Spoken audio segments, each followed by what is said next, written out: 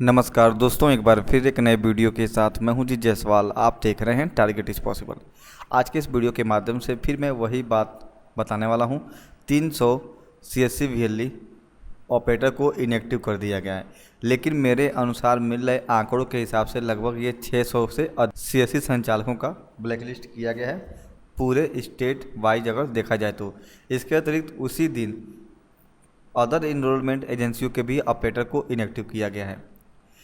यह वीडियो बनाने का मकसद बस मेरा यही है कि ऐसे CSC VLE जो जल्दीबाजी में अपने सॉफ्टवेयर को अनइंस्टॉल मत कर दे या फिर सिस्टम को फॉर्मेट मत कर दे या फिर जो भी व्यवस्थाएं उन्होंने की थी उसको हटा मत दें। अन्यथा अगर 5 या 4 दिन बाद फिर से इनएक्टिव ऑपरेटर को एक्टिव कर दिया जाएगा तो आपको बाद में पछताने के सिवा कुछ नहीं मिलेगा। तो इसलिए इस वीडियो को शुरू से लेकर अंत तक जरूर देखिए। जितने भी ऐसे यूजर्स जो आधार यूसीएल पे या फिर अन्य किसी एजेंसियों के साथ आधार इनरोलमेंट जैसे कार्यों को कर रहे हैं, वे लोग इस वीडियो को पूरा अवश्य वॉच करें। इसके अतिरिक्त ऐसे यूजर्स जिन्होंने अभी तक टारगेट इज़ पॉसिबल के इस यूट्यूब चैनल को सब्सक्राइब नहीं किया है, उनसे मेरी रिक्वेस्ट है कि आप लोग इस चैनल को सब्सक्राइब कर दें, साथ ही साथ बेल आइकन को जरूर दबाएँ। सबसे पहले आप लोग आ जाएंगे gadgetsupdatehindi.com की आधिकारिक वेबसाइट पे। जैसे ही आप लोग इस वेबसाइट पे आएंगे, नीचे स्क्रॉल डाउन करेंगे तो मैं कल ही की डेट में एक पोस्ट पब्लिश किया हूँ इनएक्टिव सुपरवाइज़र। आप लोगों को इस पोस्ट को खोलना होगा। यहाँ पे दोस्तों एक बात मैं आप लोगों को स्पष्ट कर दूँ, जहाँ भी आपने अपने स्तर पे बात किए होंगे जिन भी अधिकारियों से, अधिकतर जो भी अधिकारी होंगे वे आपके इनरोलमेंट एजेंसी होंगे, यानी CSC से ही आप लोगों ने बात किया होगा। किसी ने अभी तक UIDAI से बात नहीं की या फिर वहाँ तक उनका पहुँच नहीं बन पा रहा है। तो उनका साफ साफ यही कहना है कि आप ब्लैकलिस्ट हो गए हैं या फिर सस्पेंड हो गए हैं। जब तक रिपोर्ट नहीं आएगी तब तक ये कंफर्म नहीं हो पाएगा कि आपके साथ हुआ क्या है। तो इसलिए आप लोग जल्दीबाजी में किसी भी तरह का उल्टा सीधा काम मत कर बैठिए, जिससे कि भविष्य में आपको परेशानी हो सकती है। जैसे कि सुनने में आ रहा है कि कई ऐसे यूजर्स हैं जिन्होंने अपने सॉफ्टवेयर को अनइंस्टॉल कर दिया, सिस्टम को फॉर्मेट कर दिया और जो उनके पास डिवाइसें थी उसे वे लोग सेल करना शुरू कर दिए हैं। तो आप लोग कदापि ऐसा मत करें। कहीं ना कहीं कम से कम आप लोग 10 दिन का वेट कीजिए।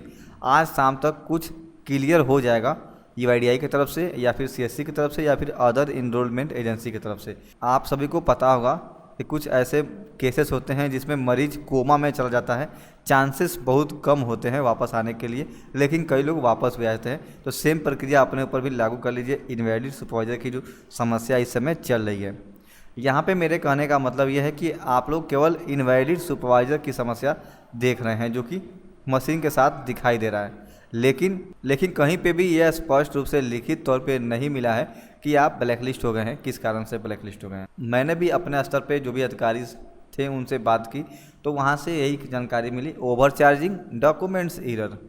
तो यहाँ पे अगर ओवर चार्जिंग में हुआ होगा 1 साल के लिए ब्लैकलिस्ट तो वे साल भर तो आपको रुकना पड़ेगा, लेकिन अगर डॉक्यूमेंट्स एरर में हुआ होगा तो ये भी जानकारी मिल रही है कि आपको 1 महीने का ट्रेनिंग या फिर 10 दिन का ट्रेनिंग दिलवाकर रीएक्टिवेशन कराया जा सकता है। तो यहाँ पे इनएक्टिव हुआ है ना कि ब्लैकलिस्ट हुआ है, तो एक्टिव भी हो सकते हैं। तो आप लोग सब्र बनाइए और जैसे जैसे समय बीतता जाएगा और अस्थायी रूप से जानकारियाँ सामने आती रहेंगी तभी जाके आपको स्पष्ट होगा। लेकिन यहाँ पे मैंने आपको स्टार्टिंग में ही बता दिया था कि आपकी आईडी को UIDAI डेटाबेस से बस डिसेबल किया गया है। वे लोग चाहें तो वहाँ से इनेबल भी कर सकते हैं।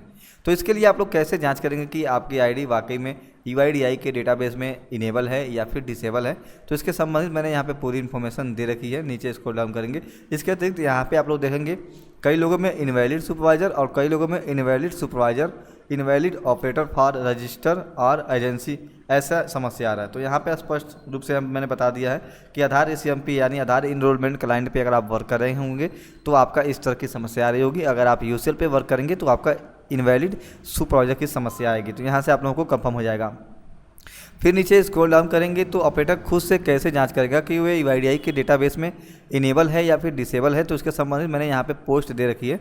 आप लोगों को इस लिंक पे क्लिक करना होगा। आपके सामने कुछ ऐसा वेबसाइट दिखाई देगा जहाँ पे आप लोगों को लॉगिन बटन पे क्लिक करना होगा। उसके बाद आपके सामने कुछ ऐसा इंटरफेस आएगा जहाँ पे फॉरगेट पासवर्ड पे क्लिक करना होगा।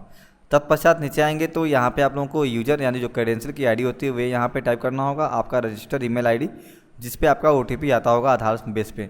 इसके अलावा यहाँ पे कैप्चा भर के जैसे ही आप लोग रीसेट पे क्लिक करेंगे, अगर यहाँ पे रेड कलर में आ गया कि आप रॉन्ग दिखा रहा है तो आप समझिए डिसेबल है। अगर आपका सक्सेस दिखा रहा है सेंड योर रीसेट पासवर्ड तो समझिए आप UIDAI के डेटाबेस में बने हुए हैं, आप काम कर सकते हैं। तो यहाँ पे ये जानकारी आपको मिल जाएगी। इसके अतिरिक्त मैं आप लोगों को एक एक्सपीरियंस शेयर करना चाहता हूँ। पिछले 2017 की लगभग ये बात है, डेट आगे पीछे भी हो सकता है।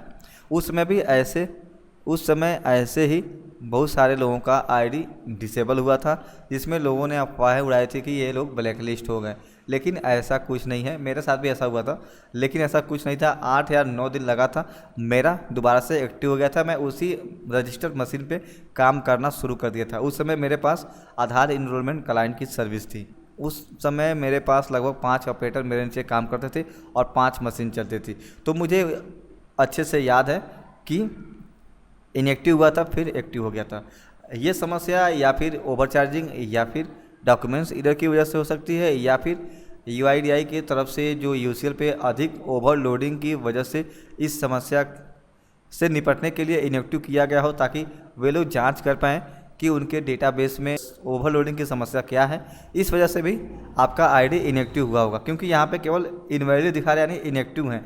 ब्लैकलिस्ट की सूचना जब तक आपको ईमेल के माध्यम से या फिर CSC के जो भी अधिकारीगण नियुक्त किए गए हैं आधार सेवा के लिए, जब तक उनके तरफ से स्पष्ट रूप से आपके मोबाइल पे SMS नहीं आ जाता है या फिर किसी भी तरह का ईमेल वे लोग नहीं करते हैं, तब तक आप लोग किसी और के चक्कर में या फिर मशीन को या फिर अपने लैपटॉप को फॉर्मेट मत करें। अन्यथा अगर दोबारा से जो लोग नहीं किए होंगे उनका चालू हो जाएगा और आपने पूरे काम बिगाड़ दिए होंगे, तो फिर आपको काफ़ी दिक्कतें होंगी। चालू तो आपका भी होगा, लेकिन फिर समय आपका बढ़ जाएगा।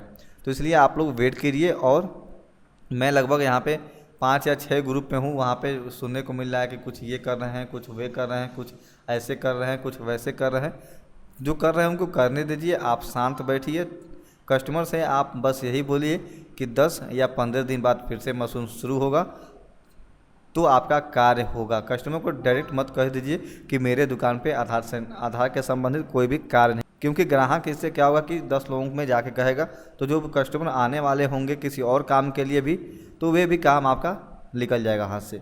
तो आप लोग स्पष्ट रूप से कस्टमर से यही बोलिए कि आप लोग 10 या 15 दिन का वेट कीजिए। जैसे ही सर्वर आगे से सही हो जाएगा तो मेरे वहाँ फिर से कार्य शुरू हो जाएंगे। इससे क्या होगा कि कस्टमर जो भी आ रहे हैं वे आना जाना शुरू रहेगा। साथ में जो कस्टमर आ रहे हैं आधार के संबंधित कार्य करवाने के हेतु, तो आप लोग उनसे बोल दीजिए कि अभी आधार का काम नहीं हो रहा है, अभी इस श्रम के संबंधित कार्य हो रहा है, उस कार्य को आप करा लीजिए, बिल्कुल मुफ्त में है। इस तरह से आप लोग कस्टमर का जो चैन बना हुआ है वह टूटेगा नहीं और आपकी सेंटर अच्छे से चलेगा भी और आपको कुछ पैसे भी मिलेंगे। तो ये थी छोटी सी जानकारी। आप लोगों को कैसी लगी वीडियो के माध्यम से कमेंट करके जरूर बताइएगा। आपके मन में कोई भी सवाल या फिर सुझाव हो कमेंट के माध्यम से अपने जवाबों को दे सकते हैं। जो भी ऑपरेटर चाहे वह CSC से हों या फिर किसी अदर इनरोलमेंट एजेंसी से हों, वे लोग टारगेट इज पॉसिबल के इस YouTube चैनल को जरूर सब्सक्राइब करें, साथ ही साथ बेल आइकन को जरूर दबाएं। जैसे ही मुझे आधिकारिक तौर पे कोई सूचना मिलेगी मैं जल्द ही वीडियो के माध्यम से आप लोगों को जानकारियों को स्पष्ट रूप से बता दूंगा। सो थैंक्स, जय हिंद, वंदे मातरम।